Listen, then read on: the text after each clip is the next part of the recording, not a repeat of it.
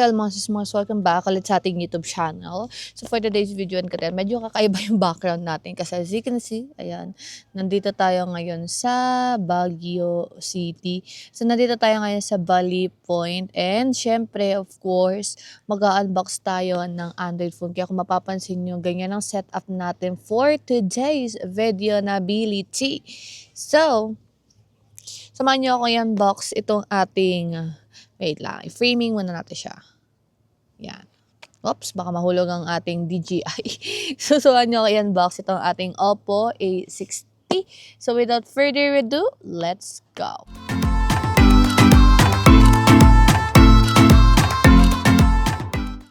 So, as far as I remember, nalabas ko na yung impression ko with this Android phone. So, ngayon ko lang siya na-unbox nung pumanik kami sa Baguio. Kasi last time, ayan, medyo, alam niyo na, busy na naman tayo. Pero, huwag kayo mag-alala, i-unbox na natin itong ating Oppo A60. So, as you can see, so, ito yung kanyang quick specification. So, ganyan tayo. Ayan. So, di ko alam kung medyo madilim ba or nakikita nyo ba. Pero for me, nakikita naman siya. So, meron tayo Snapdragon 685 dito. 4G na pala to. And meron tayong 6,500 mAh large battery capacity na merong 120Hz refresh rate. Okay? So, sa box yan lang naman. And the color that we have is, what color is this? Crystal Violet.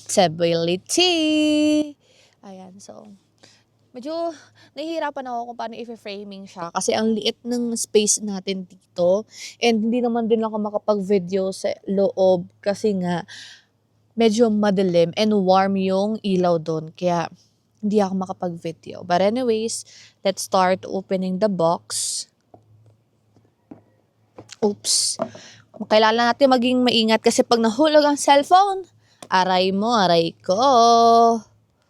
Ayan. So, sa loob ng box, meron tayo, of course, ditong silicone case, and then manual and user guide. Okay. So, quick guide and safety guide. And then, meron tayo silicone case. Okay. Ito yung silicone case natin. So, matte finish siya na black.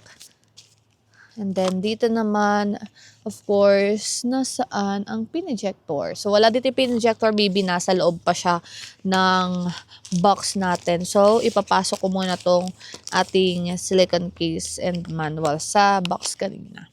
So, gilid natin to. And then, let's proceed na checking yung iba pang inclusion niya sa loob ng box. So, later na tong phone. So, we have here the Type-C charging cord. And then, ito yung ating brick or adapter. Ito ay adapter. Kia. And then, ito yung ating pin ejector or pin eject tool. So, yan yung sa kanyang loob ng box. So, next naman is, tignan na natin si unit. So, sara lang natin to just to make sure na maayos at hindi mauhulog si ating phone. Ano? So, iipit ko lang din siya kasi baka tangayin siya ng hangin. So, sa right corner, we have the power button and volume up and down. Sa bottom part, we have the earphone port, and then we also have here the charging port, and then speaker and microphone. Sa left naman, we have the SIM tray, and sa upper naman is just a plain aesthetic vibe. So, naka-punch hole din pala itong ating Android phone. So, tilt na natin and then check natin kung ano ba itsura ng Android phone na to in 3, 2, 1. Okay. So, ang kulay na pinurchase po natin is Crystal Violet. So, expected ko since Crystal Violet siya, para siyang light na merong pagka-purple. Pero ayan, so dark purple siya or violet. When they mention that this is Crystal Violet, ito pala yung crystal na sinasabi nila, which is yung effect. I'm not sure if nakikita niyo siya sa camera, but if you're going to tilt the phone, ayan, meron siyang crystal effect dyan.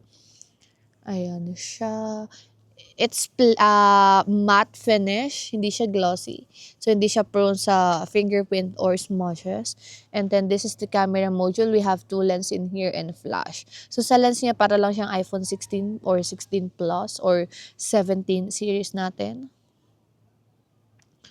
Okay. So, setup ko lang to real quick mga Mariko. Balikan ko kayo. Ayan, so na-setup na natin siya. Okay, medyo lakas natin yung brightness since nandito tayo sa labas. Ayan, so nag-loading pa siya mga Mariko. Ayan, so nakataas na pala yung brightness niya, no?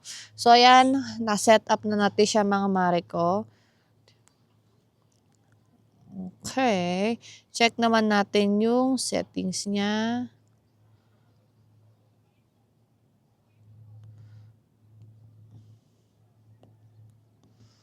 Okay, about device. Okay. Medyo mabagal siya pag kiniklik. I'm not sure kung dahil lang ba kakabukas natin siya. Okay. And then check natin yung kanyang refresh rate. Refresh rate niya ay nakaset na ng high. And then check natin yung quick camera lang nito. Wait lang. Okay.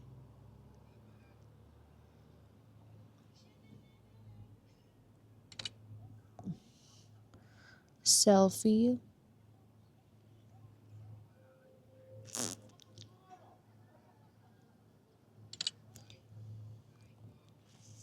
Ang ganda nung eyeglass ko, no? Nagta-transition siya. Kasi nga ano ang aking astigmatism. Pero ang ganda niya, fairness. So, yun lang naman mga sis mga yung quick unboxing natin with this Oppo A60. Abangan nyo if full review natin to, gaming and also camera review. So once again, if you want to consider buying this Android phone, just click the basket down below. Mas mura nyo na po mabibili itong Android phone na to kasi meron tayong exclusive voucher na nasa halagang 12,215 pesos. So thank you so much once again. My name is Maring Ana and bye-bye.